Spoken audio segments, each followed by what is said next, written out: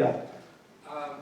We have been doing kind of a traditional thing at 3 o'clock. So would you... I'm cool with everything. Okay. I'm totally at peace with what's happening. You take this. Everybody knows what 3 o'clock is, right? Except for me.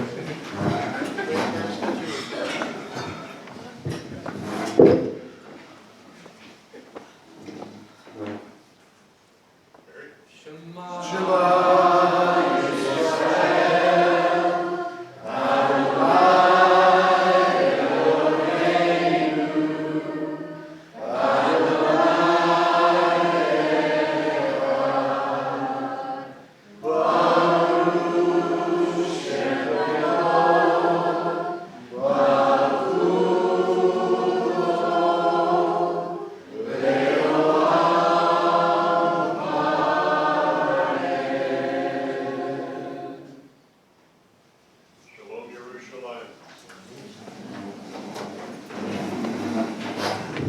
That was great. Yeah, give a round of applause from you guys. That was so cool.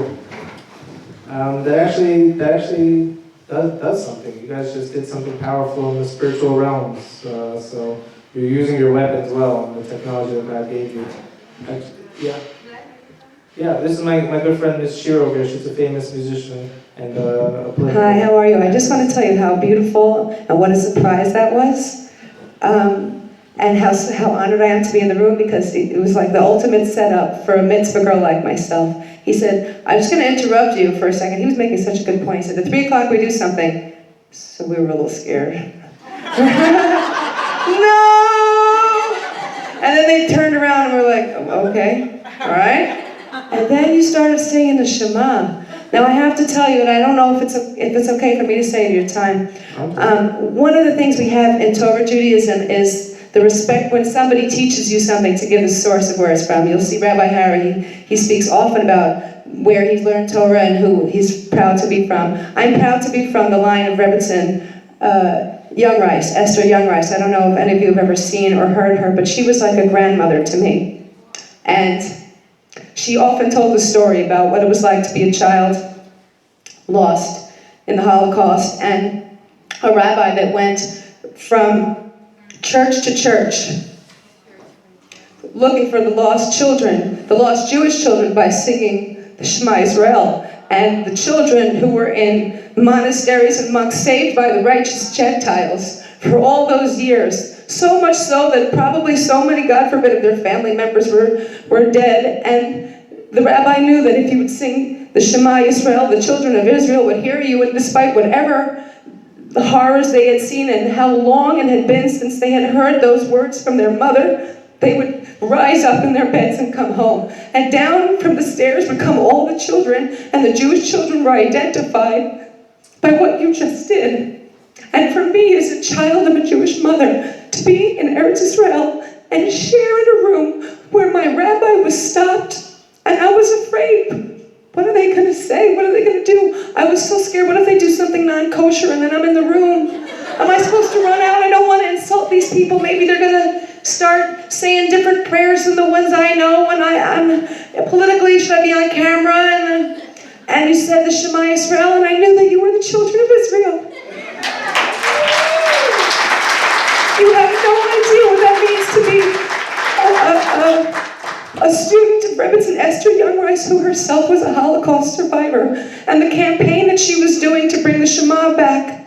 Now, there's a synagogue in Tel Aviv. I invite you to it if you have, I don't know, you probably got a million things on your itinerary. But Rebbetzin Young Rice, before she died last year, she gave a call. It's funny, Shema means Hero Israel, and actually, when Obama got inaugurated, he's not always so popular in some circles. The person that gave the benediction said, Hero Israel, the Lord our God, the Lord is one, and I was shocked. He said the Shema. There's been so many times where we hear people not necessarily affiliated, not even necessarily thought of as the most friendly to Israel, and all of a sudden it's like things just pop out of their mouth the way that did you, the way these tears do me, because I see you and I love you, and please, you know, Harry is going to be talking about his land, and thank God I just got engaged and we're trying to figure out how to make some beautiful things happen. But if you're here in May, I hope you stay. You guys are such a friend of Israel. There's a place called Friend of Zion Museum in Jerusalem. That's a good place too. There are so many places for you to go. Please make yourselves at home. And I'm sorry for taking your time, Harry.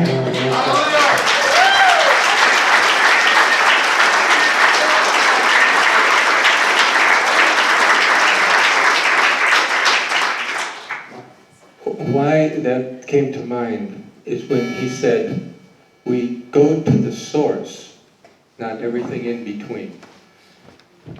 We have to go ultimately to the source. And I think that's what stirred me when you said that. I hit that point. No, I also just got a little emotional. I got a little flustered during this whole thing just happened. I'm going to recollect my thoughts. What she just mentioned at the end, though, she just got engaged. She's getting married soon, which is a big mazel tov. Yeah. And where we come from, most Jewish princesses, they get monster, nice big weddings in a hall with all their friends, and it looks beautiful. She's actually donating her wedding to our land, and she's, well, it gets crazier. It's not like she's taking her wedding checks and giving it to us. She's doing even better than that. She's saying, let's have the wedding on the land and build a village. Let's build it. Let's do it. So, yeah. It's super cool. Can you have at least 10 from us hanging on to your piece of Hey, Right. May 24th. Yeah, she's actually, she would say it's an open thing, so it's for all humans. Yeah, there we go.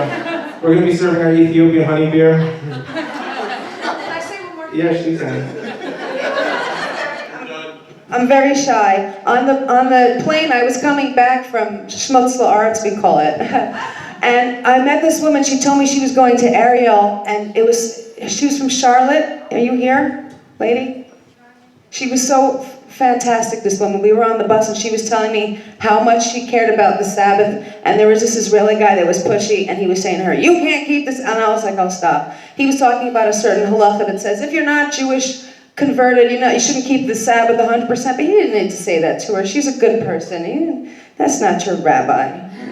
Don't do that. She's coming all the way over here. She's in the bus and the sharut coming to come to the land of Israel. Somebody's like pointing fingers. I spoke to him in Hebrew. I was like, I'm sure she's not doing every single thing. We all mess up sometimes. Don't worry about it. But you didn't need to lecture her. So if that lady is here, I just wanted to apologize for the pushy Israeli. No? You guys were very nice. She said such nice things. And I wanted to see her again and tell her how much it meant for us as Jews to welcome you home. And I was hoping I would get the opportunity here, but... Hallelujah!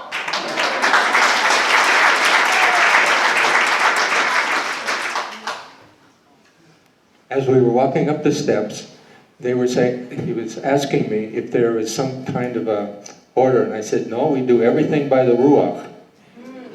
Now you see, we do everything by the Ruach. That's for sure true.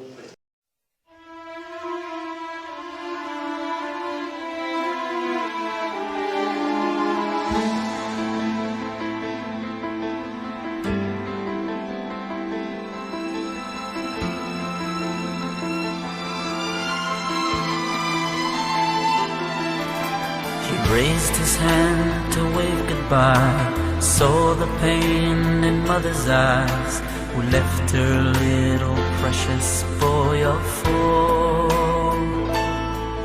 in a citadel of ash and stone that preached a faith unlike his own. Perhaps he just may yet survive this war. In the shadows stood a man in black. My child, he said, you must not look back. Yet one image lingered, the tears on her face, and mother's words from their last embrace. Shema, Shema Yisroel.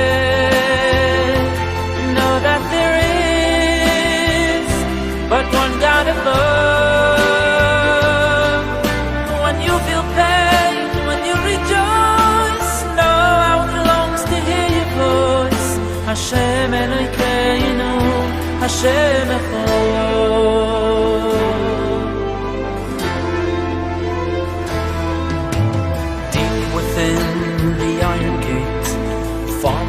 stench of war and hate. He knew not of a world gone insane. You must believe us, he was told, our faith alone can save your soul. Please let us heal your wounds and ease your pain. He tried not to forget his past, his home, but he was so very young and all alone. While visions of a stätte, once vivid and clear, began to fade and all but disappear. Shema, Shema Yisroel, know that there is but one God above. When you feel pain, when you rejoice, know how it longs to hear your voice.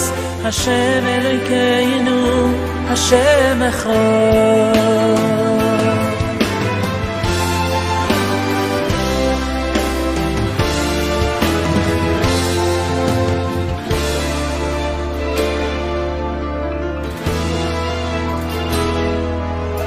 The winds of war had finally passed.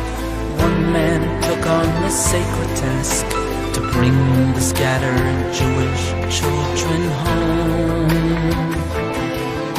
He traveled far from place to place, a quest to reignite the faith of those sent into hiding long ago. He entered the fortress gray and cold. Your kind is not among us, he was told. Hashem above, he whispered, please don't let me fail. As he began to sing Shema Yisroel, Shema, Shema Yisroel.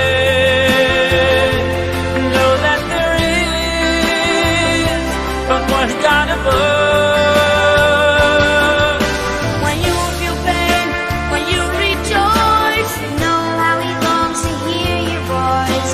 Hashem Elokeinu, Hashem Echad. Shema, Shema Yisroel, know that there is but one God above.